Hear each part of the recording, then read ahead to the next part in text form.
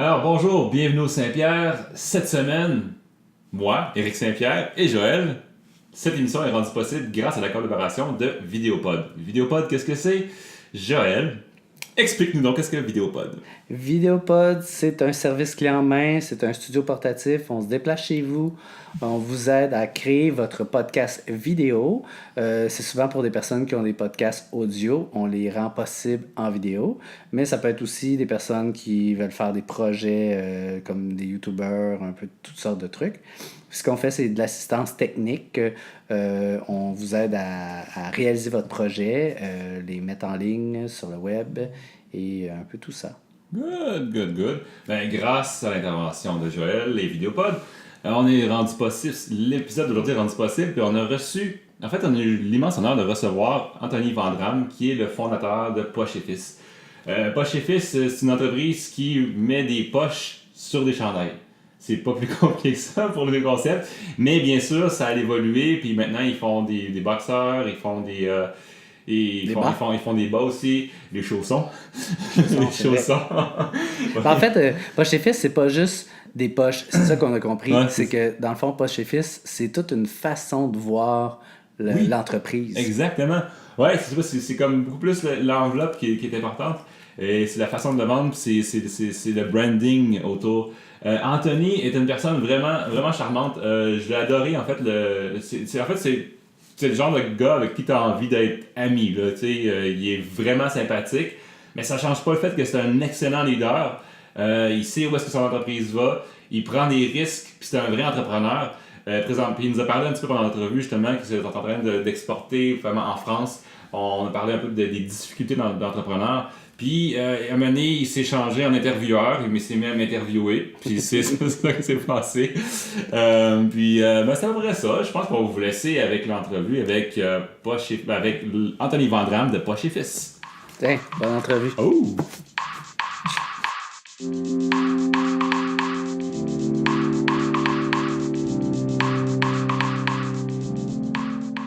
Bienvenue à l'émission cette semaine. Bienvenue au Saint-Pierre, bienvenue chez le Saint-Pierre. L'émission de l'entrepreneuriat. Cette semaine, j'ai le grand plaisir de recevoir Anthony Vandram. Je le dis bien, Ouais, hein? Vandram. Souvent, il y en a qui se trompent avec Van Damme. Je voulais pas faire la... C'est bon que tu le dises. Van Damme. Donc, Anthony Vandram, qui est un des fondateurs, le cofondateur de Poche et Fils. Poche et Fils, bien sûr. Donc, on va parler bien sûr de cette compagnie, de son parcours. Mais je vais le laisser s'introduire. Anthony, est-ce que tu pourrais juste commencer un peu en disant un peu de c'est quoi ton background en tant qu'entrepreneur, puis de où est venue l'idée de Poche et Fils? Ok. Ben moi, personnellement, j'ai 26 ans. J'ai gradué d'HEC Montréal en finance. Un parcours un peu... je suis rentré en actuariat à l'Université de Montréal. C'était pas pour moi. Je suis rentré... J'ai switché ensuite pour HEC pour le bac en admin. J'ai commencé en comptabilité. Ça m'a pas plu, puis j'ai fini en finance d'entreprise. J'étais un joueur de football à cette époque-là. J'ai joué 4 ans pour les Carabins de l'Université de Montréal, puis conjuguer études, puis 30 heures d'entraînement, c'était comme difficile d'en tirer un revenu, d'aller cogner à la porte d'employeur. Hey, je vais pouvoir travailler juste le lundi entre 4 et 6, puis le mercredi matin, bon, va-t'en chez vous, on va trouver quelqu'un qui peut nous donner du temps. Fait que c'est un peu là est venu tout ce processus-là de comment je crée mon emploi, puis qu'est-ce que je fais. Je viens pas d'une famille d'entrepreneurs. Par contre, un ami à mon père, un ami de la famille vraiment proche, l'est lui, puis j'ai souvent été passer des week-ends ou des journées à l'écouter, à le voir aller, puis c'est un peu un mode de vie qui t'enseigne juste en le vivant. Puis ça, j'ai trouvé, c'est peut-être là que les premières fibres ont commencé à grandir dans moi. Fait que pour revenir au football et à l'université, première expérience entrepreneuriale, je me lance dans quelque chose que je connais, le foot. On enseigne le foot à des jeunes du secondaire et du cégep. On profite de l'exposure qu'on a au niveau universitaire pour vendre notre salade un peu puis dire hey, on va vous aider à progresser tant au niveau technique que physique. Ça marche bien, ça dure 2 étés, ça nous permet de vivre correctement. La vie d'universitaire, fait que on parle pas des gros soupers, puis on parle de la PAPS, puis du craft dinner. Puis ensuite de ça arrive Poche et Fils. C'est arrivé, c'était pas prévu en fait, c'est comme un accident. Okay. La mère d'un ami coud un tissu de burger sur un t-shirt pour faire une poche dessus. On trouve ça cool, on s'en va acheter des tissus, on va acheter différentes couleurs de chandail, on s'en fait faire. On se promène avec ça, puis nos chums en veulent, puis le monde nous dit « Ah, moi j'aurais pris des orques, moi j'aurais pris des chats, moi j'aurais pris des... » Fait que là, crime, ok, fini, la mère à mon ami finit par se faire prendre au jeu, elle doit produire toutes ces commandes-là. Nous, on se trouve à être le middleman entre les clients puis la production. À demander jusqu'au jour où hey, on se part une page Facebook, on en parle, on fait des niaiseries autour de ça, puis maintenant on vend du monde qu'on connaît pas, tu sais. Fait que là, on est comme shit, ok, ça commence, hein, tu sais, c'est de même un peu que tu sens le besoin, puis là, ben au début c'était que sur Facebook, on avait des albums photos de poches, des albums photos de t-shirts, puis les gens, fallait qu'ils s'imaginent le mix and match. On livrait nous-mêmes en char, on donnait des rendez-vous dans le parking du Burger King, Ouais. on ouvrait le capot, ça avait l'air d'un deal de drogue un peu semi-douteux.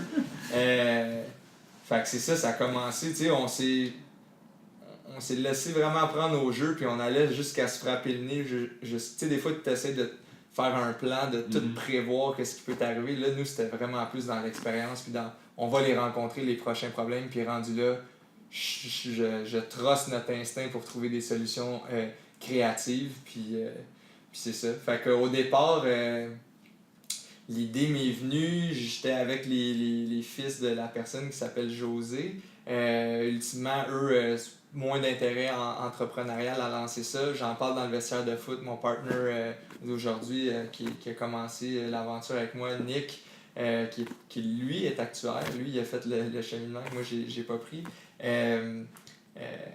Ben lui, il a cru au projet, puis il a voulu s'embarquer. C'est un gars hyper dans l'action, hyper un fonceur, un gars qui défonce les portes là, qui arrive, puis que let's go, donne-moi-en des projets, j'en veux, puis j'en veux plus. Il a vraiment aidé au volet opérationnel rapidement, puis à faire grossir la compagnie. Fait que c'est ça. Fait que là, je sais pas. Ça, c'est bon. Ouais, mais c'est le même que ça a grandi. Ouais. C'est quoi avec lui, peux-tu me rappeler le nom de ton cofondateur? Ouais, Nicolas Dubois. Nicolas Puis Dubois. après, 3 à 4 mois, après, exactement. Après, dans le fond, on vendait, comme je t'ai dit, on vendait sur Facebook. Après 3 mois, j'appelle Alex, qui est un ami d'enfance. Je dis, hey, je sais que tu fais des sites internet, blablabla. On en aurait besoin d'un. Lui, il gravitait un peu autour de la sphère entrepreneuriale, soit comme partner dans certaines petites startups ou juste à faire les startup week-end puis les trucs de réseautage. Fait qu'un intérêt pour l'entrepreneuriat qu'il y a. Il nous fait le premier site plus comme en prestation de service, fait qu'on le paye comme sous-traitant. Puis ultimement, lui, il fait la maintenance, puis il voit un peu comment ça évolue, puis ça l'intéresse. Puis nous, on a besoin d'une plateforme un peu plus performante, puis on a plus de besoins web. Fait qu'on dit, hey, t'embarques dessus, en échange, on développe une nouvelle plateforme, notre site version 2 un peu plus étoffé, puis tout, puis super emballé, il embarque, puis fait que ça fait 3 ans qu'on existe. Et mais Alex est arrivé après 4 mois et demi. Fait que on considère qu'on est les 3 cofondateurs de ça parce que quand même que l'idée me soit venue avant janvier 2015, avant que Nick embarque, rien de tout ça existe si c'est pas un peu la combinaison. Puis même aujourd'hui, je pense que on est 40 employés, puis les 40 ont mis une pièce du casse-tête ou deux dans toute cette affaire-là. Fait que si je te dis qui a fondé Poche et Fils, oui, mais qui a créé Poche et Fils, c'est les 40 à leur façon, puis à leur temps, à différents timings dans l'histoire. Je trouve ça intéressant parce que effectivement, une idée, c'est une chose. C'est comme on devrait toute bonne compagnie, toute bonne chanson, toute création se démarre avec une idée. L'exécution, finalement, c'est ça qui va faire le sustainability. Est-ce que tu dirais qu'avec tes cofondateurs, vous êtes très complémentaires dans l'exécution de votre day-to-day? Puis c'est un peu ça qui a aidé à partir de 3 à 40 employés. C'est pas n'importe quoi quand même. 40 employés aujourd'hui, là, c'est une bonne entreprise quand même. La croissance a quand même été vite, mais pour répondre à ta question, si on est complémentaires, je pense que oui, j'ai eu la chance de faire une formation, un atelier, un bootcamp, je pense, à l'école d'entrepreneurship de Beauce, où ils nous faisaient nous questionner sur notre style de dirigeant ou notre style de gestionnaire avec un code de couleur. Bref, il y avait comme 4 styles où tu peux avoir des composantes un peu plus fortes que d'autres, mais qu'est-ce qui m'a frappé et que je me suis rendu compte, c'est que, bon, ben autant moi qui est plus au niveau de la vision puis de rassembler, que Nick est beaucoup dans l'action puis dans let's go, on fonce puis on fait. Alex qui est plus à l'écoute beaucoup des besoins des gens, qui est hyper essentiel à l'équipe, puis Alain qui est mon 3e partner, qui est le 4e à être embarqué dans l'aventure. Lui est beaucoup plus analytique, puis à peser vraiment le pour puis le contre, puis à décortiquer chaque problème. Fait que les 4 ensemble, on a comme une complémentarité assez forte. C'était frappant à quel point on avait chacun des styles. T'sais, des fois, je pense que si tout le monde est pareil, si tu t'en vas dans le mur, tu le sais même pas que tu y vas. Des fois, ça peut, c'est ça. Vous avez une image, je ne vais pas sauter du coq en âne, mais quand même, là, on a le produit ici, on a une boîte de vos nouveaux produits, en fait, finalement, qui sont là-dedans. Mais vous jouez beaucoup sur l'image du ton humoristique. Ouais. D'où c'est parti? C'est juste parce qu'au début c'était une joke? Ben non, mais en fait, c'est ce qui me ressemble le plus. T'sais, moi, j'adore ça, faire des niaiseries, compter des jokes, puis avec... on fait du vêtement, mais on fait pas de la haute couture. Je pense qu'il faut devenir réaliste puis authentique avec ce qu'on fait. Puis on veut un t-shirt à poche. Puis moi, ça me faisait tellement rire qu'on s'appelle Poche et Fils comme Tremblay et Fils ou quelque chose, mais nous, notre nom de famille, c'est Poche, c'est comme la lignée des Poches qui arrivent à en faire ça. C'est comme un peu en plus dans le contexte actuel à Montréal où les startups, c'est bien à la mode, puis on en parle, puis tout, mais c'est beaucoup tech ou c'est beaucoup, même des trucs où ils ont un bienfait social ou écologique. Nous, on vend un t-shirt à poche, mais tu sais, c'est comme un peu pas un pied de nez, mais c'est rire un peu tout ça, mais derrière c'est pensé puis c'est stratégique, mais le devant, ben nous ce qu'on aime c'est un peu prendre des trucs ordinaires comme un t-shirt puis le rendre un peu plus cool ou un peu plus le fun. Fait que c'est ça, exactement, un peu moins ordinaire, puis je pense que c'est ça qui est authentique. On ne dit pas hey, ta vie va changer en portant nos vêtements, on dit check, ta vie était aussi ordinaire que celle de tout le monde, on va l'agrémenter un petit peu. La boîte de pizza, c'en est un exemple. Quoi de plus ordinaire qu'une boîte de pizza? On la brand, on la rend cool, tu reçois du linge dedans. C'est hot. On a fait un paquet de trucs qui peuvent s'apparenter à des trucs qui sont ordinaires, mais qu'on met au bout du jour ou qu'on... La boîte de pizza, c'était vraiment juste venu de même? C'est sorti de nulle part? Ben, en fait... Ça, c'est quand que le monde achète vos produits, ça vient dans une boîte? Ça vient là-dedans, ouais. Dès que tu achètes, peu importe ce que tu achètes, tu vas le recevoir là-dedans, à moins d'avoir une grosse commande ou ce qu'il faut mettre une plus grosse boîte. En fait, c'est un peu un mix entre... je te dirais que c'est le parfait mix entre moi et Nick. Okay. L'idée un peu folle, pas un peu folle, mais ludique, de livrer dans des boîtes de pizza. Puis Nick, l'économe, puis le gars efficace aux opérations, c'est le volume qui respecte les minimums de Post Canada. Okay. On peut rentrer 4 chandails, une commande moyenne va aller entre 2 et 4. Fait que c'est parfait. Fait que, tu sais, on jume les deux, là. C'est là que je dis aussi que le cabochon est toujours backé par un peu stratégique et pensé, du moins. On aime se le dire, peut-être consciemment, mais en tout cas, c'est ça un peu. Puis là, après, la continuité, évidemment, on a commencé avec les t-shirts. Maintenant, vous faites aussi des bas. Des bas puis des boxers. Fait que tu vois, les bas sont maintenant livrés dans des boîtes de chaussons. Puis les boîtes de chaussons comme moi, évidemment. Puis chaussons. Exact. Fait que tu sais, nous, puis avec des signes ne pas mettre sur la graine. Ouais. Puis l'autre, c'est quoi Pas sur la tête. Pas sur la tête, c'est encore plus facile à voir à l'intérieur, mais tu sais, pour nous, c'était la continuité de la boîte de pizza, puis c'était aussi un outil de upsell, tu sais, de cross-sell, quand on te vend un t-shirt, on te dit hey, un chausson avec ça, puis tu veux l'ajouter, puis tu sais, tu les vois un peu mieux. Je sais pas si on voit quand on Ouais, tu pourras peut-être zoomer, je sais pas trop. Là. En plus, tu peux le Mais, mettre sur la table. Puis, on va pouvoir voir le truc. Puis des boxers, évidemment. Tu vois, ceux-là. C'est juste des tons humoristiques. Ça fait pas longtemps les boxeurs, right? Non, c'est 23 octobre dernier. Puis on a lancé des chemises aussi début octobre. Fait que dans le fond, ben là, je sais pas où on en est dans la liste de questions, mais Non, ça suit la route, c'est bon. C'est venu un peu du fait que, bon, tu sais, la question ou le commentaire qu'on se faisait toujours dire, hey, c'est bien beau, là, mais des poches, ça va faire son temps. Moi, j'ai 2 réponses à ça. Oui, t'as raison, fait qu'il faut diversifier la gamme de produits, puis avec la belle. Le bel engagement qu'on a créé, puis la communauté qui nous suit, je pense qu'on est capable de vendre d'autres choses, puis d'exploiter notre axe de communication, qui est notre force, pour vendre autre chose. Mon autre réponse à ça, c'est si on pense que c'est juste à cause d'une poche, je pense qu'on est à côté de la traque, parce que des chandails à poche, c'est pas nous qui avons inventé ça, ça existe depuis des années, puis pourquoi que nous, on en vendrait plus que d'autres, mais je pense encore que c'est à cause du ton qu'on emploie, de la façon qu'on le fait. Tu sais, c'est ça, en fait, une marque. On pourrait dire, pourquoi tu as acheté des souliers Vans à tel prix? C'est pas parce que c'est juste le soulier puis tu avais besoin de mettre de quoi dans tes pieds. C'est à cause de ce que tu racontes alentour puis à quoi tu l'associes. C'est un statement dans le bout de ligne. Exactement. Fait que, tu sais, nous, là, on se l'est confirmé, tu sais. On n'est pas un one-trick pony. On peut pas juste vendre des t-shirts à poche.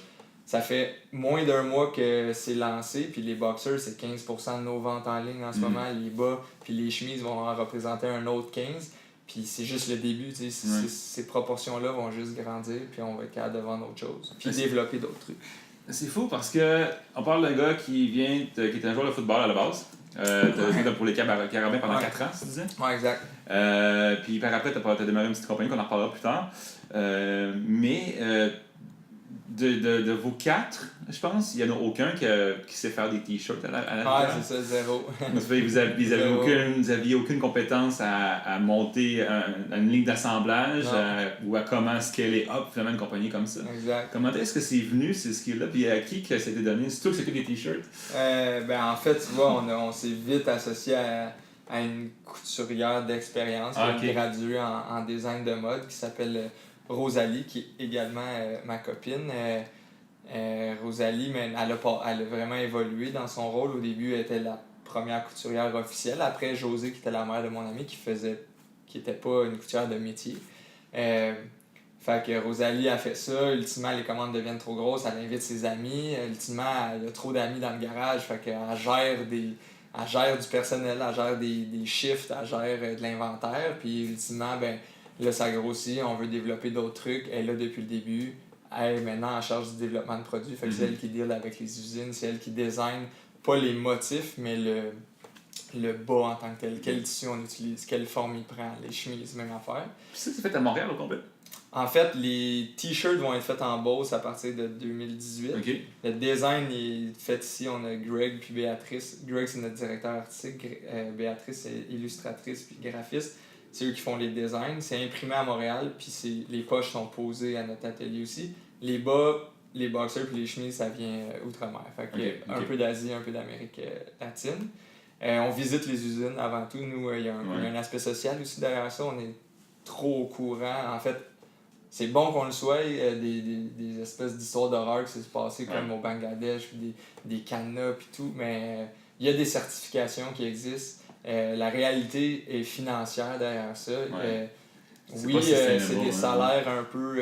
c'est des salaires vraiment faibles, mais il y a une création de richesse qui se fait dans certaines villes où les usines fournissent la job pour cette ville-là, dans un contexte de pauvreté, mais en fait, c'est souvent des pays aussi émergents qui commencent à s'en sortir. La Chine en est un super exemple. Il y a 20 ans, c'était eux qui faisaient plein de produits qui exploitaient des matières premières puis qui faisaient des produits un peu de primaires. Mais là, aujourd'hui, on voit l'essor de la Chine où ce qu'elle est en ce moment. Fait que, bref, tout ça pour dire que pour nous, d'amener les t-shirts à Montréal, au Québec, en Beauce, on trouve ça hyper intéressant au point de vue de l'image, mais au point de vue aussi, le taux de change qu'on ne paiera pas en dollars américain, les frais de douane, l'approvisionnement qu'on peut faire plus rapidement. Puis, tout. Puis tantôt, tu disais, Ça, bon, qui a fait, comment que ça Ouais, ça, c'est un peu la chaîne de production parce que vous avez démarré ça dans un garage. C'était le garage à qui? C'est le garage à Rosalie. À Rosalie, ok. Fait que dans son garage, vous étiez comme 2-3, puis à un moment donné, c'est comme, ça grossit, vous prenez les locaux. C'est comme tout ça, la chaîne de production, justement, de partir de. T'arrives, ok, on a tant de commandes en ligne, fait que là, il faut s'approvisionner plus de commandes. Tu sais, toute la logique, c'est-tu juste venu avec le temps?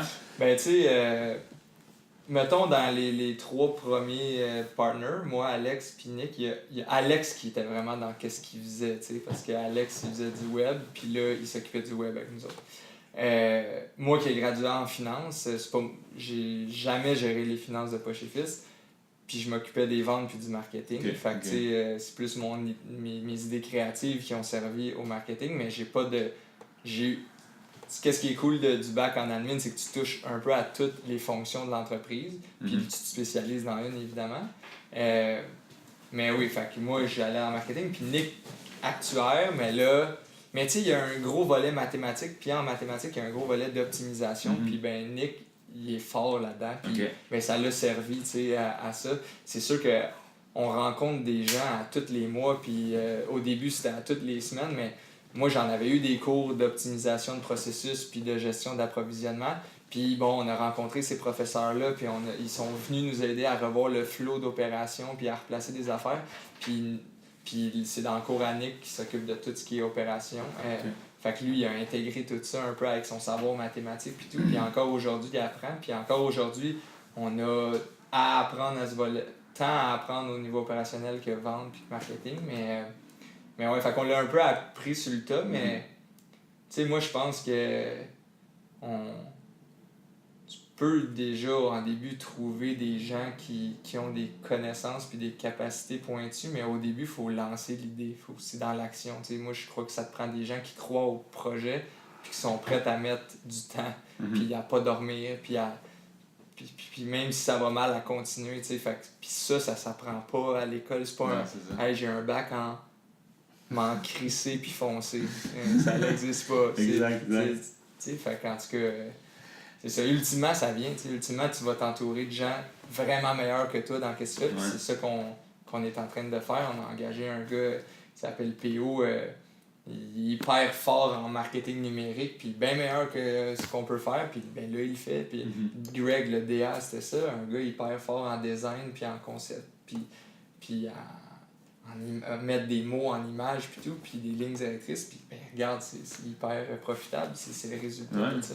As-tu le feeling que c'est un peu comme ça que ça se bâtit au début? Vous êtes une gang de généralistes. Puis tranquillement, à mesure que ça grossit, tu engages plus de spécialistes. Ouais, je pense, oui. C'est comme fait. ça. Hein? Ben, tu sais, j'ai dit ça, dans notre contexte, il y avait peu de risques à se lancer. On achetait des t-shirts, on avait 30 jours pour les payer, on les a toutes vendus, puis ça s'est bootstrappé un peu de même, on s'est autofinancé de même. Dans un autre projet où tu aurais à développer une machine ou un procédé ou même dans le pharmaceutique ou tu sais je dis n'importe quoi un truc avec un brevet, un truc qui coûte des dizaines ou des centaines de milliers à développer, ben j'ai l'impression que le spécialiste va être hyper important au départ.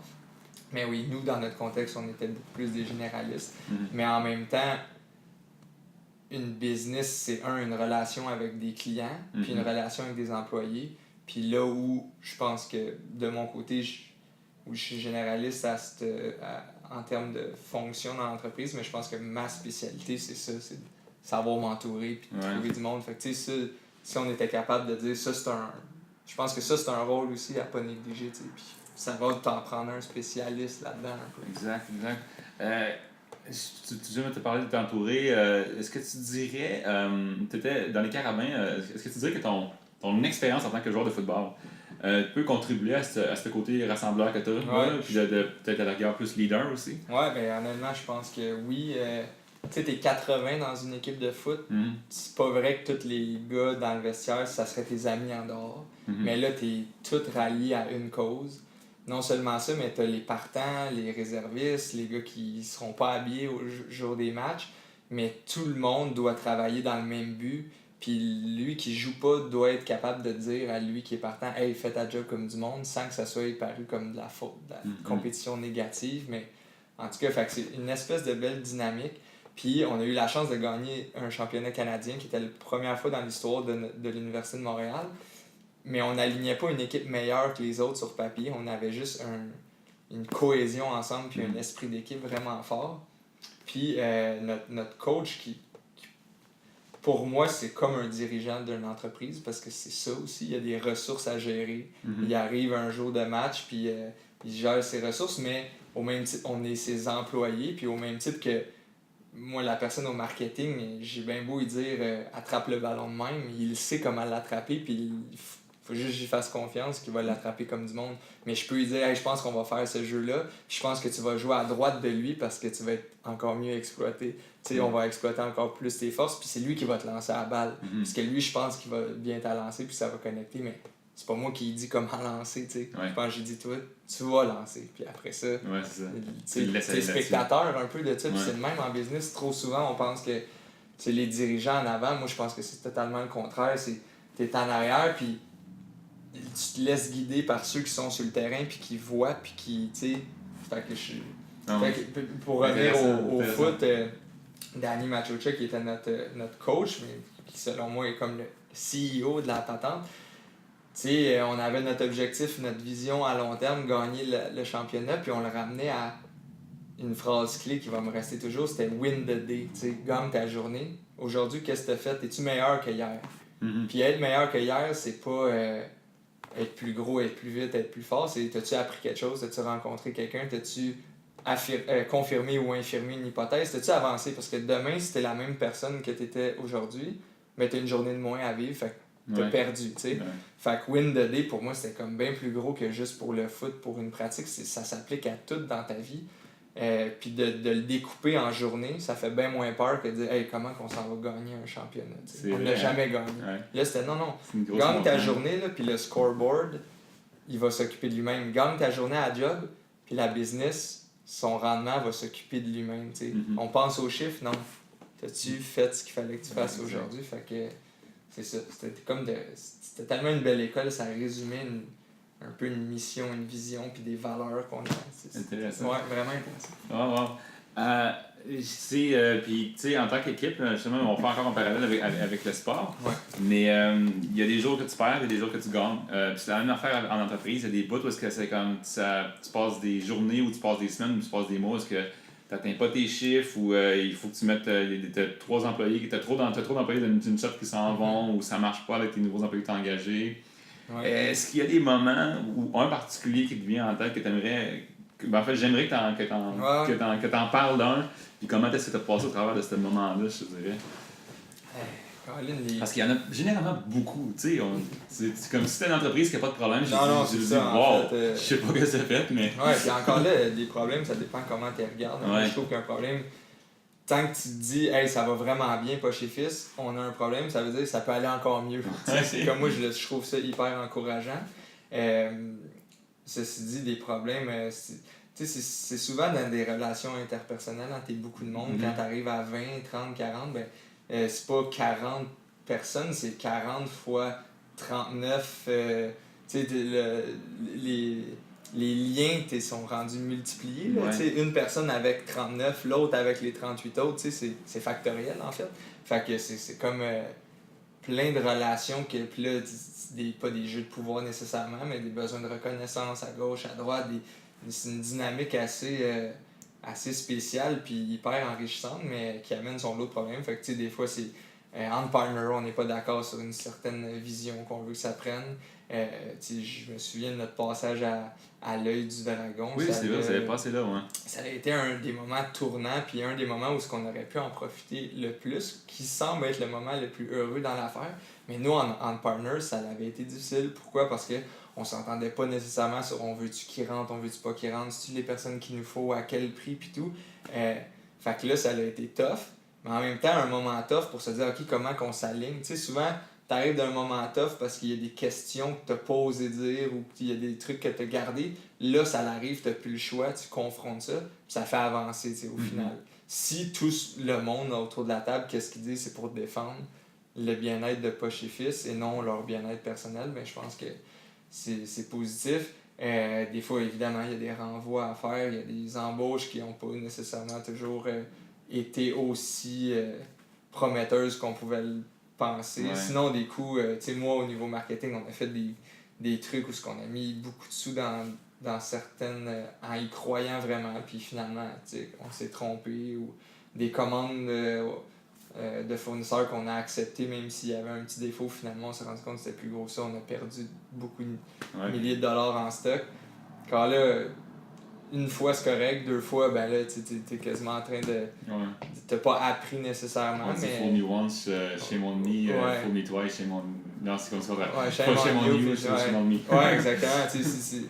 Fait que, mais non, fait que c'est ça. Mais encore là, moi, je vois pas le...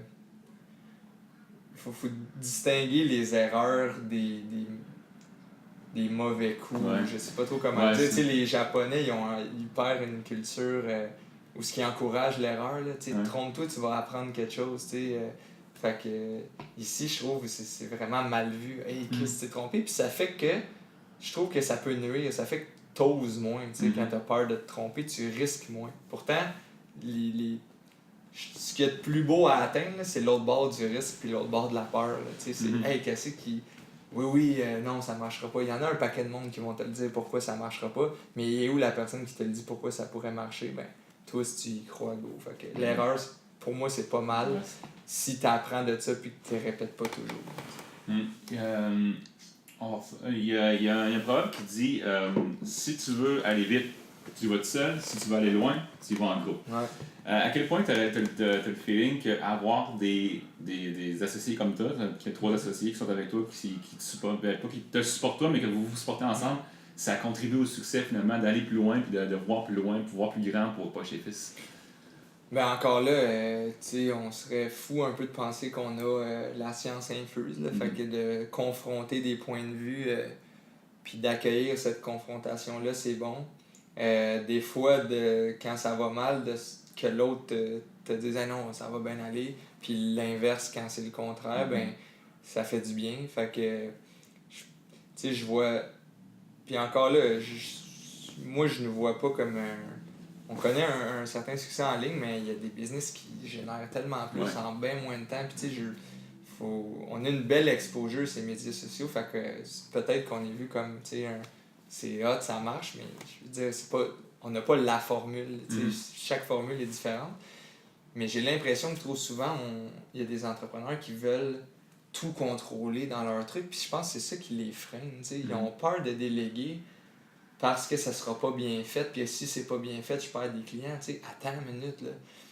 T'es après penser que tu vas être super bon en comptabilité, super bon en opération, super bon en vente, t'as 168 heures dans ta semaine, t'endors le tiers de ça. Comment que ça peut aller plus vite? Ça se peut pas. Il faut que tu délègues, faut que tu partages cette expertise-là, puis il faut que tu trouves les personnes les meilleures dans les affaires. Fait que moi, je suis 100% d'accord avec ça, qu'ensemble, on va plus loin, puis que on serait pas là si c'était pas de tout ce monde-là. Exact. Puis, on se parlait tantôt justement que c'est pas ta première entreprise. Puis finalement, que le côté entrepreneurial, tu l'as appris, ça vient un peu de ton oncle, ça tu disais, non? Un ami de la famille, mais c'est un ami quasiment de la comme famille. un oncle. Puis, pourrais-tu me parler en fait de qu'est-ce que tu as appris, parler un peu de ta première entreprise que tu as faite après les Carabins, avant de démarrer pour Poche et Fils, puis qu'est-ce que tu as appris un peu de ça, de cette expérience-là? Ouais, ben tu sais, c'est ça, comme je disais tantôt, c'était des camps de football, puis c'était bon, c'est un service de coaching. C'est un peu notre temps qu'on vend, puis notre expérience, puis notre savoir par rapport à un sport. Mais ce que j'ai appris le plus, je trouve que c'était En fait, c'est un effet que ça a eu sur moi, que ça m'a vraiment confirmé que c'est ça que j'avais envie de faire, de travailler pour moi, à mon compte, de voir que plus tu travailles, ben plus que le rendement peut être proportionnel à ça. Une job 9 à 5 classique, ben oui, tu peux en faire plus, mais la décision de te donner l'augmentation, de te permettre un plus haut poste, est dans les mains de quelqu'un. T'es moins en contrôle. T'as moins de risques, par exemple. T'as pas le risque de faire faillite, t'as pas le risque que demain ça marche pas, t'as pas le risque que t'as mis beaucoup de temps pour finalement rien, mais Mais tu sais, je sais pas, quand tu crois un peu en toi, en tes moyens ou en une idée, ben je trouve que ça en vaut la peine. Puis ça me l'a prouvé. Puis ça m'a surtout montré que c'était pas compliqué à lancer. T'sais. Tout est accessible. Google it, puis tu finis par trouver tes réponses. Prends le téléphone. Tu connais quelqu'un qui connaît quelqu'un qui va te le donner. Puis c'est ça. Puis tu sais, un peu cet aspect-là de travailler pour soi. Là, justement, l'ami à mon père qui s'appelle Rénal, j'étais un peu handyman chez eux. Fait que j'allais là, j'avais une banque d'heures à faire pendant l'été, puis une liste de choses à faire qui passait de repeinturer le cabanon, à tondre le gazon, à ranger du stock. Puis une fois, il m'a demandé de creuser un tranché pour une headset, puis c'est assez long, puis tu creuses, puis c'est fatigant, puis jusque-là, tu t'en fous parce que t'es payé à l'heure, fait que tu le fais. Puis il vient me voir à la fin de la journée, puis il dit « Ah non, j'avais pas là, rentre puis creuse-la à l'autre bord. » Puis là, j'étais tellement en tabarnak, j'avais envie de le fesser avec la pelle. Il dit ça à un gars qui a une pelle dans les mains.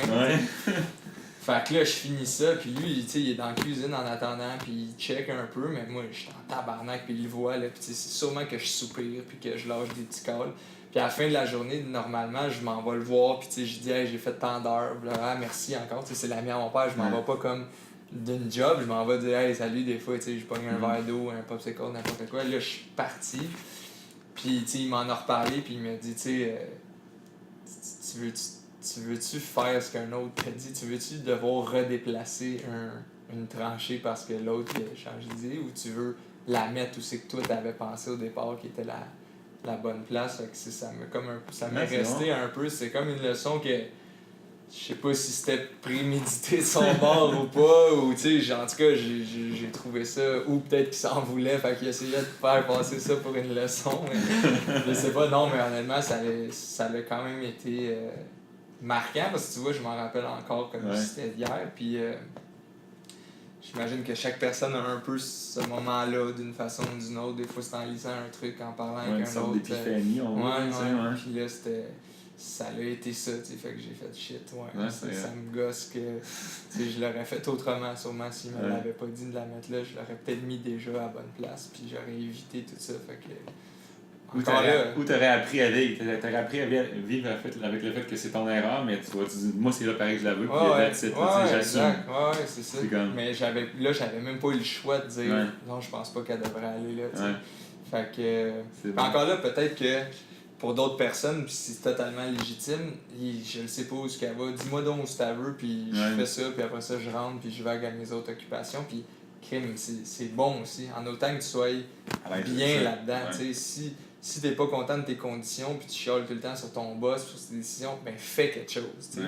Mais si toi ça te va, puis t'es correct, c'est bien mieux que quelqu'un qui veut absolument être entrepreneur, mais qui stresse trop, puis qui est pas capable de vivre avec, puis de l'autre bord, c'est toi ce que t'as envie, c'est faire un peu, pas à ta tête, mais de pouvoir avoir un certain pouvoir décisionnel, ben, je pense que c'est une option hyper intéressante de quel entrepreneur.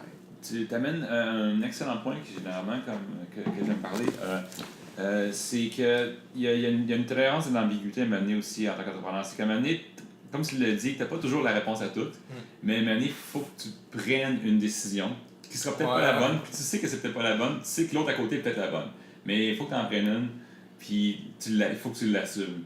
Comment est-ce que tu gères finalement ce côté-là, finalement, de l'ambiguïté, justement? Je sais pas c'est quoi la réponse, mais il faut que je prenne une décision parce que mon équipe m'attend. Ben c'est ça, en fait, c'est ça, moi je trouve qui est ta job, là, c'est de prendre une décision quand on le sait pas. Si jamais on le savait, si quelqu'un savait la réponse à tout, il n'y aurait pas une opportunité de faire de l'argent là. Tout le monde le ferait ou tout le monde... Mais moi je trouve que c'est dur souvent. Souvent je me laisse trop affecté par ça au niveau du stress, où je m'en mets peut-être trop sur les épaules à savoir ils attendent une réponse que j'ai pas.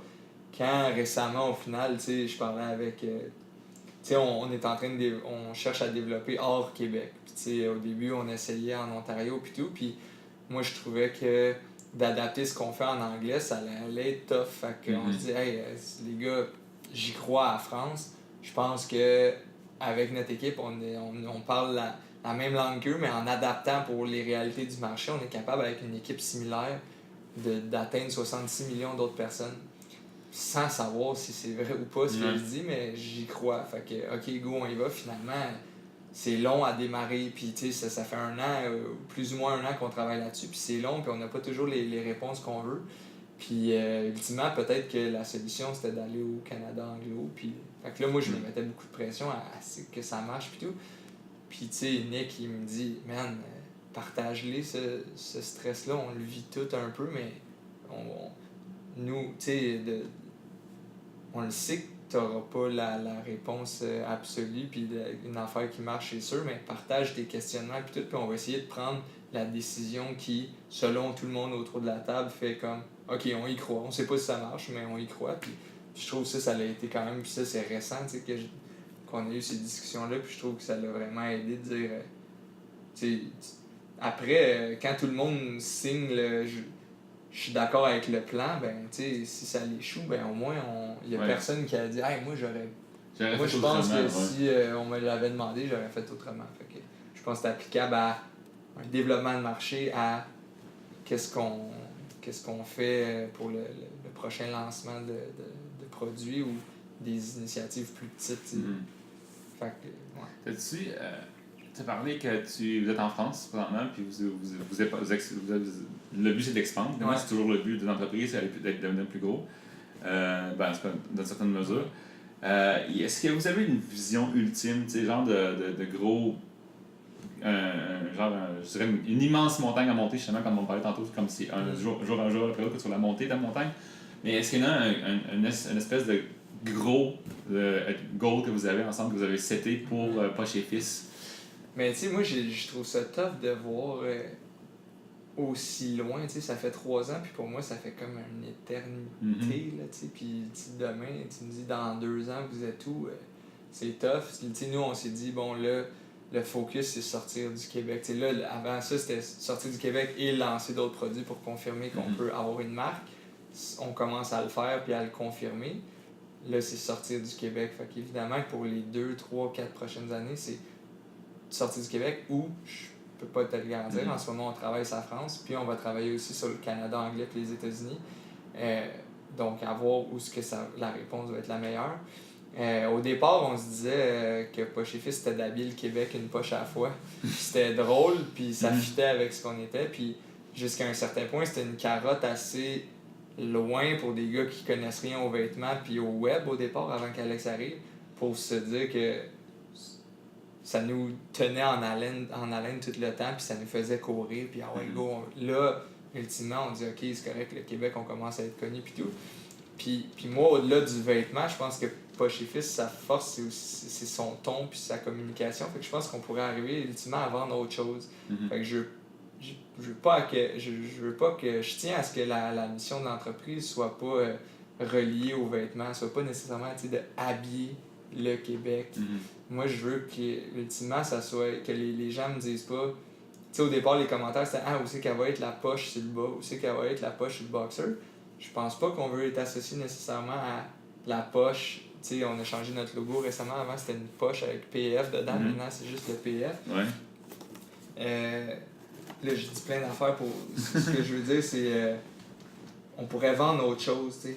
On pourrait vendre autre chose au-delà du vêtement, puis ce qu'on veut vendre, c'est du fun, puis ce qu'on veut que les gens disent, c'est quoi la prochaine niaiserie qui vont sortir, c'est quoi leur prochain projet. Fait que c'est ça, il reste à le formuler de la bonne façon, mais je pense que de prendre quelque chose d'ordinaire, comme une paire de bas, comme un t-shirt à poche, puis de le mettre de l'avant, puis de le réinventer au goût du jour, ça n'a pas de langue, puis ça n'a pas de frontières. Fait que, je pense que ça peut aller loin, puis ça peut persister. Fait que c'est là-dessus qu'il faut s'aligner. C'est 10 ans, en fait, comme tu disais tantôt avant qu'on commence l'entrevue, tu parlais que vous avez fait une poche pour Georges Saint-Pierre. Ouais. Tu disais quoi, non? Ouais, c'est ça. Tu sais, encore une fois, on a un ton humoristique, fait qu'on a pris sa fameuse quote Are you crazy in your head, man? Elle avait dit ça à un moment, je pense, il y a 4-5 ans, et plus, en entrevue, puis tu sais, ça a marqué le Québec. Puis encore là, c'est une phrase ordinaire, tu sais, que n'importe qui aurait dit, puis t'es comme, bon, ok, c'est moyen, mais on la met sur une poche qui suit du combat qui est de sa victoire. Puis je pense que bon, ben c'est ça qu'on fait. Poche et Fils, on aurait. On va sortir une série de capsules pour les fêtes, puis c'est de l'anti-pub, c'est des situations de Noël malaisantes qu'on tourne en faux pitch de vente, puis je veux pas rien spoiler, mais c'est un peu ça, c'est ça qu'on fait que je trouve qui nous porte fruit, c'est de on met des bas gougounes sur, des bas dans des gougounes sur des bas, on livre une boîte de pizza encore une fois. C'est des bas gougounes, j'avais pas. C'est bien fort. Fait que c'est, même le nom Poche et Fils, c'est quelque chose d'ordinaire, mais qu'on met comme si c'était une entreprise sérieuse. Un coup, on faisait un pitch à Montréal Inc. devant un paquet de monde en cravate puis des gens d'affaires.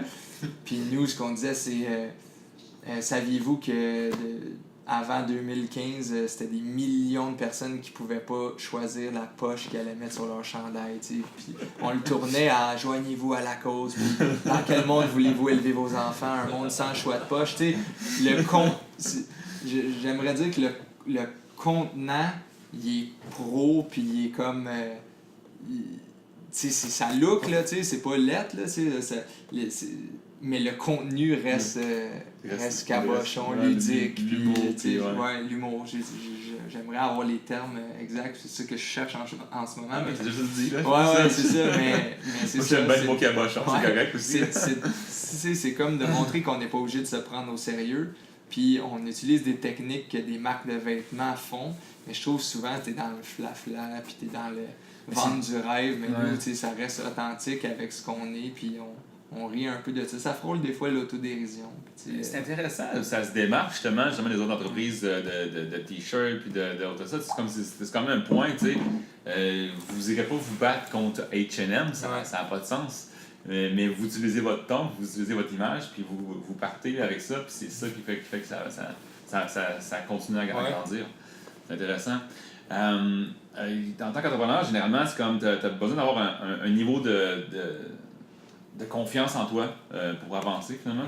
C'est généralement assez important. Je veux dire, c'est comme ça prend assez de confiance pour avoir les gosses d'avancer, finalement. C'est comme, puis toi, sur une échelle de 1 à 10, je pourrais dire, sur 1 étant le plus bas puis 10 étant le plus élevé, comme ton niveau de confiance en toi par rapport à dans ta vie de tous les jours, c'est quoi? Personnel, tu sais, là, par rapport à certains projets, des fois, c'est pas 10. Personnel, c'est 10.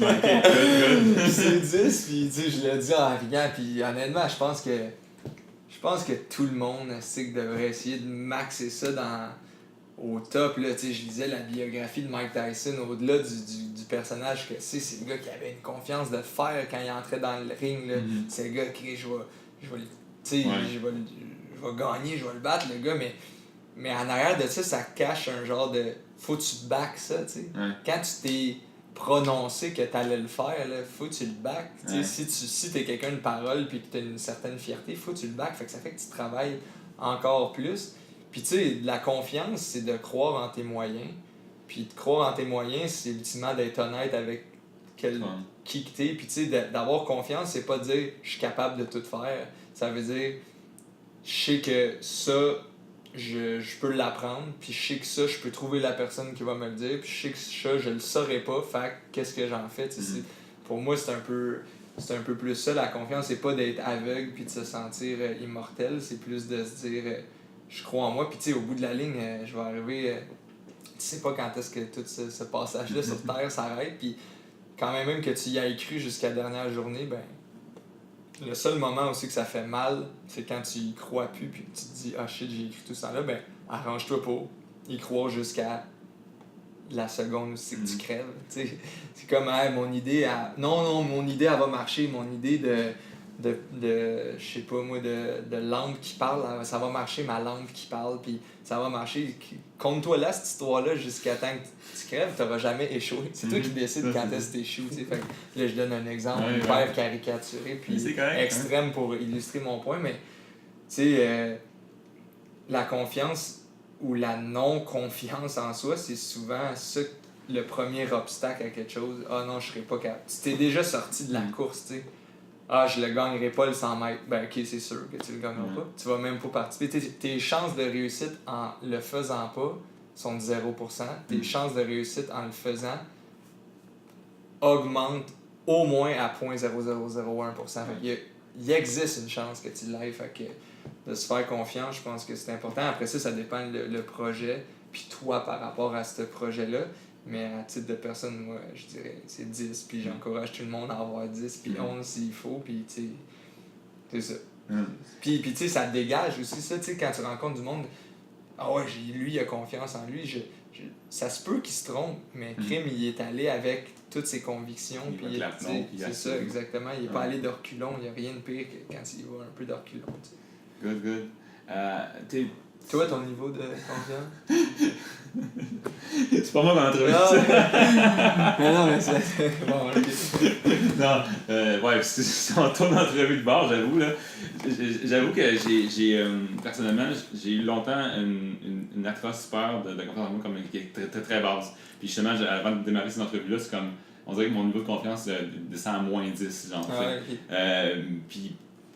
Mais qu'est-ce que je me rends compte, c'est que c'est juste plus la peur de me péter la gueule qui fait que j'ai aucune confiance en moi. Mais c'est une fois que je me lance, puis que j'ai reçu le premier coup de poing à la rigueur, parce que je fais aussi des arts martiaux mix une fois de temps en temps. C'est la peur de. C'est quand que je passe au-dessus, genre, de la peur de l'échec. C'est comme le niveau de confiance, c'est comme il monte à 10, puis c'est comme ça devient comme juste un flow, tu sais. Comme là, par exemple, je te parle, c'est comme il n'y a pas de stress. J'étais hyper stressé avant que tu arrives. C'est top. Puis c'est ça, c'est un peu le même. Fait que, ouais, je suis pas mal sur le 10 aussi, là. Donc on va revenir à toi. Ouais, excuse-moi d'avoir dit. C'est bien correct, c'est rare que ça vire de bord. Donc, ça, t'étais joueur pour joueur de football de Carabin. Puis donc, pour faire ça, on s'entend que tu avais une condition physique assez primordiale. C'est sûr que quand tu es plus jeune, c'est encore plus facile, là.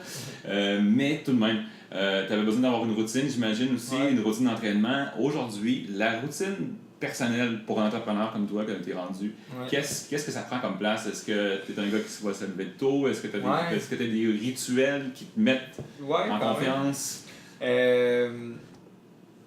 Par commencer, en fait, moi j'ai gardé le sport vraiment dans ma vie. J'ai un côté hyperactif que j'ai besoin d'action. Puis si j'en fais pas, c'est ma blonde qui va me le dire. Sors de chez vous, sors de chez nous, va dépenser de l'énergie. Je m'entraîne 3 fois semaine, je fais 3 autres activités sportives. C'est plus ou moins 6 sports ou en période d'entraînement. Puis je les mets dans des moments, le vendredi, ce matin je m'entraînais à 10h, en plein milieu d'une journée à 11h le vendredi où c'est que j'ai des entraînements. Puis pour moi c'est important parce que je pense pas qu'il faut se définir comme la business qu'on a. La business, c'est quelque chose. C'est quelque chose dont tu fais partie puis que tu amènes, mais toi, tu es quelqu'un aussi. Puis il faut que tu fasses fleurir un peu chaque sphère de ta vie, que ce soit l'aspect financier, tes relations, trop souvent oublié dans un contexte entrepreneurial où c'est faut que tu travailles 60-70 heures. Puis moi, c'était le cas, j'aimerais ça voir plus mes amis. Puis si je dis j'aimerais ça, il faudrait que je le fasse. Puis il faut que je le fasse. Moi, je travaille avec ma blonde, hein, je vous ai dit, dans Poche et Fils, c'est dur des fois, la conjugaison, job, puis couple, puis on travaille, on se développe des fois, il faut forcer des affaires, mais ça fait qu'on entretient ça. Le sport, la santé, pour moi, ça a toujours été une partie de ma vie. Avant de jouer au foot, jouer au basket, je faisais un paquet de sports. Là, je le garde. Puis le volet spirituel aussi, puis pas spirituel, ésotérique, puis religion, mais de croire en quelque chose, de croire en que quand tu es aligné, là, quand tu te sens bien, tu vas être bon. T'sais. Dans les énergies. Ouais, ton énergie un peu. Ben oui, tu sais, quand tu annonces tes frontières, quand tu respectes tes limites, tu respectes ceux des autres, puis tu fais des affaires en pensant à toi puis en te respectant, ça l'attire, ça. C'est comme si tu colles une shot à l'énergie, à la vie. Puis là, ça paraît spécial. Je pense pas que c'est une force qui fait quelque chose, mais c'est que t'es tellement vrai envers toi-même que t'attires du vrai, tu sais. Puis encore là, j'arrive pas à le maîtriser puis à le faire tout le temps, mais dans les fois où je peux le remarquer, c'est vrai. Fait que tu sais, moi, ma routine, c'est les entraînements. Je me lève tôt parce que dès que je me réveille, j'ai les yeux, c'est comme des billes, puis mon cerveau commence à fonctionner, puis je travaille. Peut-être une baisse de régime en après-midi, puis c'est souvent là que je vais plugger des tâches un peu plus répétitives qui demandent moins d'éveil ou qui sont moins stimulantes aussi un peu. Puis je rencontre une thérapeute, une personne avec qui je peux échanger sur un paquet d'affaires. On va voir le médecin une fois ou plus par année quand on a un bobo, puis notre tête, ce qui est l'affaire la plus fuckée puis incomprise de toute l'humanité, on s'en fout. Puis, moi, je pense que ça, c'est de se mentir à quelque part. Là. La journée où tu te dis, ben oui, puis finalement, tu te rends compte en parlant avec ces gens-là qu'on les partage toutes les mêmes affaires. Puis souvent, quand tu as de l'air au-dessus de tes affaires, c'est parce que tu es peut-être insécure. Quand tu es critique, quand tu as l'air au-dessus de tes affaires puis tu veux montrer que tu as peut-être besoin finalement de reconnaissance. Quand tu as trop besoin, que tu critiques peut-être parce que toi, tu sens que ce que tu as fait ou tu es insécure par rapport à ce que tu as fait. Fait que c'est souvent une autre lecture, puis ça t'amène à voir avec d'autres lunettes, puis à voir des trucs différemment sur toi puis sur les autres. Puis moi,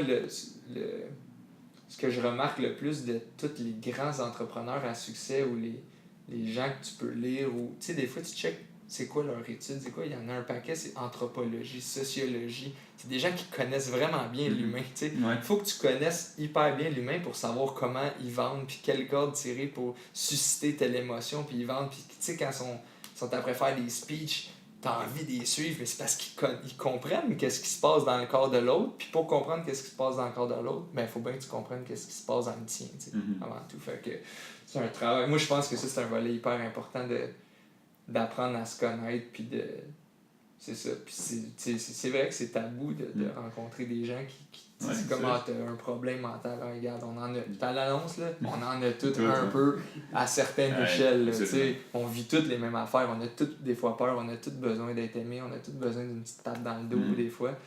Fait que, c'est ça. Ça fait du bien. Ouais, c'est super. Ça fait du bien. Salut, Lise. Je suis d'accord, j'ai aussi. Il y a une période dans ma vie où est-ce que on dirait que je me freinais à le faire. Je n'ai rencontré un professionnel, c'est comme ça a changé beaucoup de ma perception, ça m'a fait débloquer des trucs comme que, en fait, j'étais musicien pendant des années, puis aussi quand ça peut se paraître, dans les thérapies, j'ai parlé de mon échec dans la musique, le fait que j'ai jamais réussi à refaire de la musique, elle m'a dit, c'est peut-être ça le problème, tu l'as juste laissé faire de ce côté, puis comme de fait, en recommençant à faire de la musique, je me suis mis comme à refiler beaucoup mieux, puis à justement à prendre plus de confiance, puis à être beaucoup plus à l'aise, puis en faisant quotidiennement, j'ai pas besoin de faire un nouvel album, là, même si c'est dans les... En tout cas, c'est drôle parce qu'il y a un aspect assez intéressant, je trouve, avec la musique, parce que c'est comme quelque chose qui connecte vraiment. Tu fais danser, taper du pied, fredonner des gens, tu crées quelque chose chez eux, là, c'est à quoi ça sert la musique. Personne ne peut me dire à quoi ça sert à part divertir, mais ça vient rechercher des... Il y a comme une immense connexion, je trouve, avec les gens. Il y a un aspect hyper de se connaître, puis projeter ça, puis d'aller chercher que les gens peuvent s'identifier à ce que tu es après vivre ou véhiculer pendant ton enfance. C'est intéressant, c'est ça. Oui, exact. Je vais aller avec quelques petites questions rapidos avant de terminer l'entrevue. Rafale. Rafale, c'est comme lightning round. Puis là, j'ai-tu une règle, il faut que je réponde en temps. Non. Une petite question rapide. En fait, c'est des questions comme très généralistes. Okay.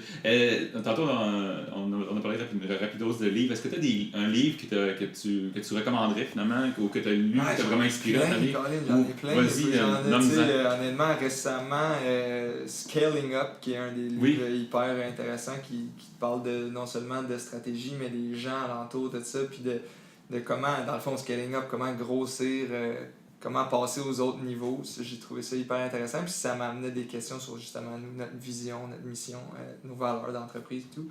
Multiplier, qui est un livre un peu sur le management, sur le leadership, sur comment essayer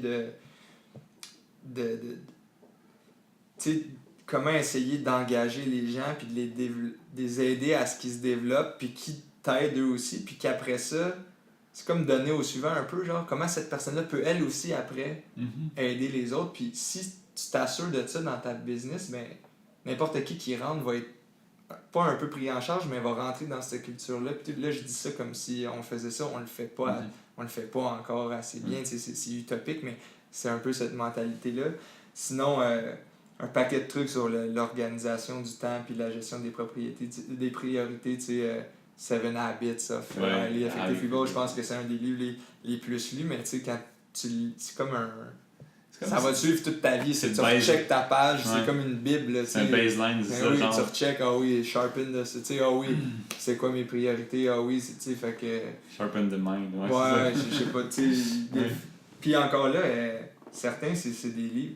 Moi, je trouve qu'au final, ça répète souvent les mêmes affaires, mais dit de façon différente, puis l'important, c'est que toi, ça t'a éveillé quelque chose. Tu sais, des fois, on pourrait parler du même concept, mais c'est en parlant ensemble que je vais m'en rendre compte, ben tant mieux, j'ai appris quelque chose. Des fois, c'est par les livres. Moi, j'adore lire.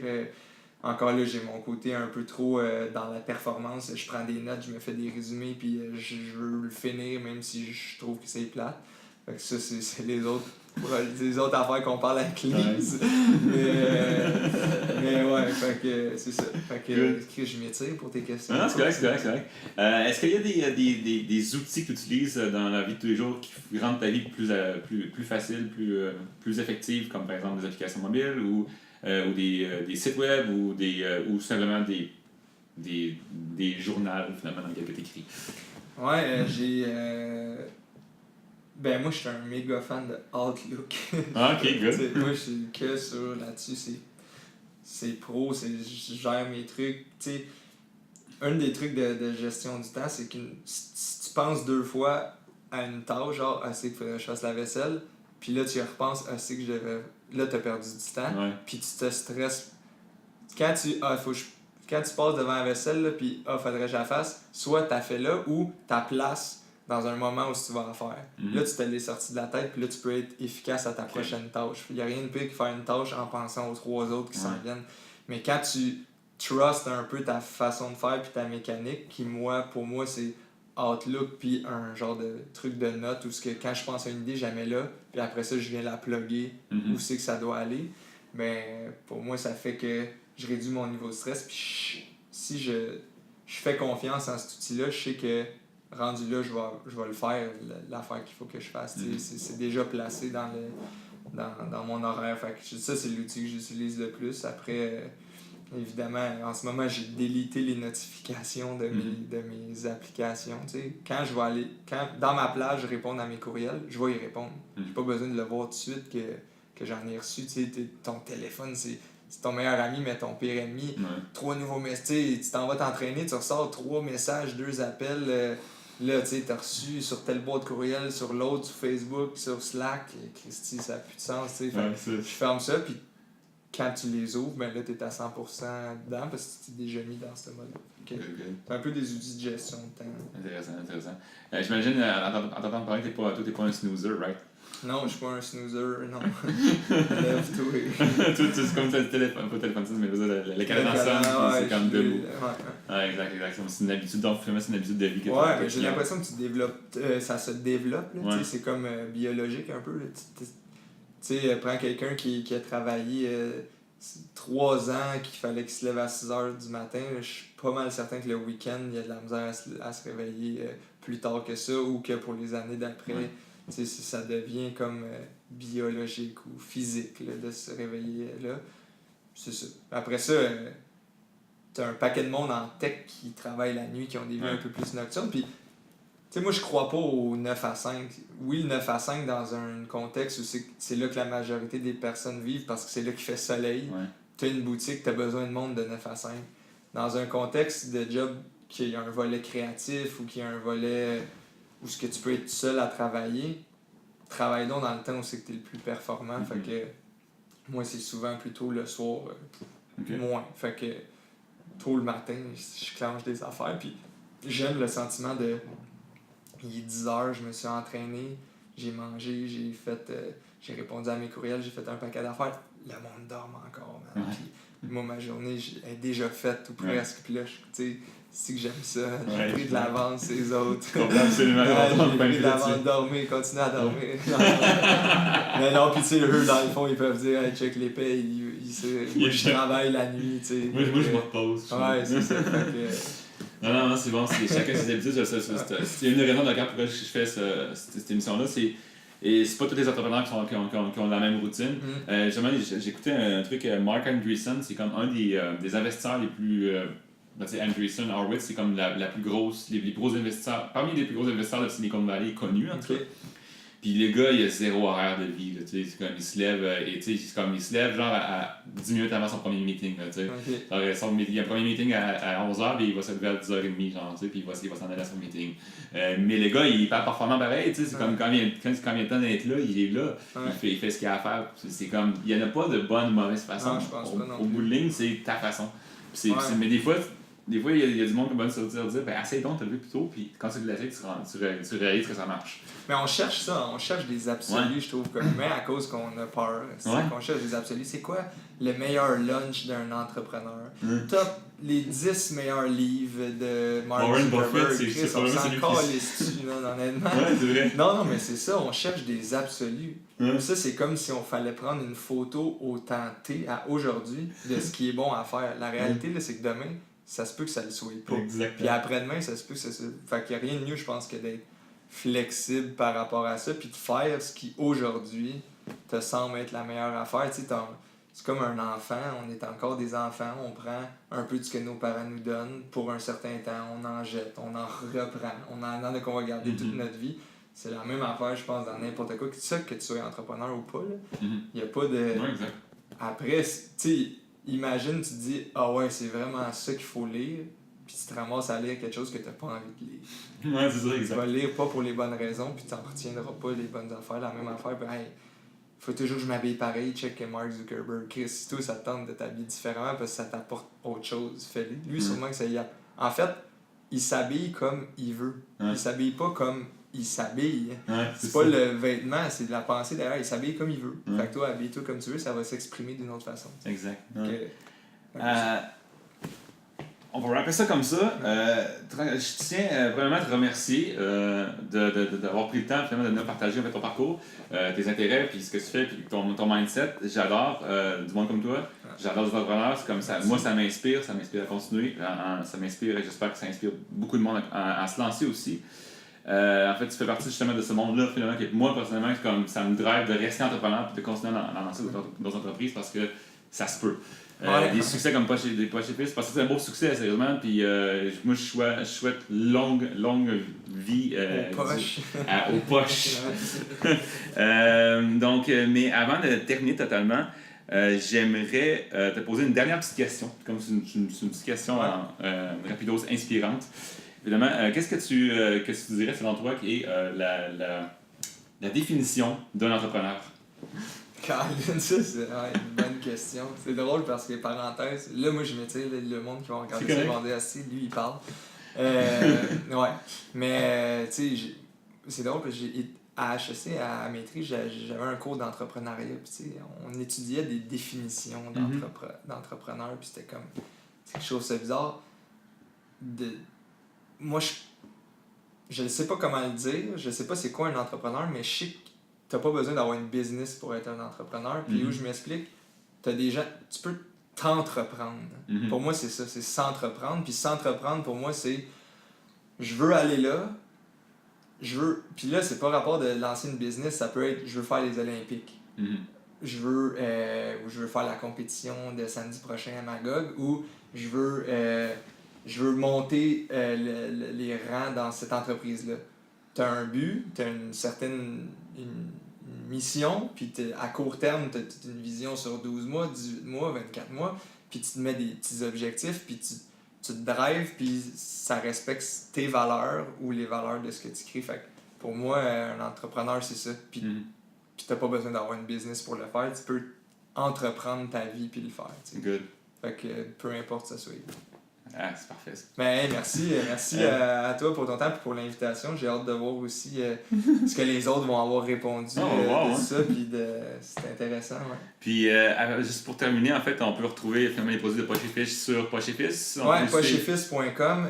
C'est là qu'il y a le plus d'éventail de choix. Puis sinon, on est dans 120 boutiques, les Simons, les Sport Experts au Québec. Là où vous allez avoir le plus de fun, c'est sur notre page Facebook, Pas chez Fils. Instagram aussi, vous êtes assez actifs. Instagram aussi, ouais. Fait que beaucoup de concours, là, surtout le temps qui arrive, c'est le temps des fêtes, le Black Weekend qui s'en vient, des fêtes, fait qu'un paquet de belles promos à sortir, puis des capsules aussi, fait que allez voir ça. C'est Good.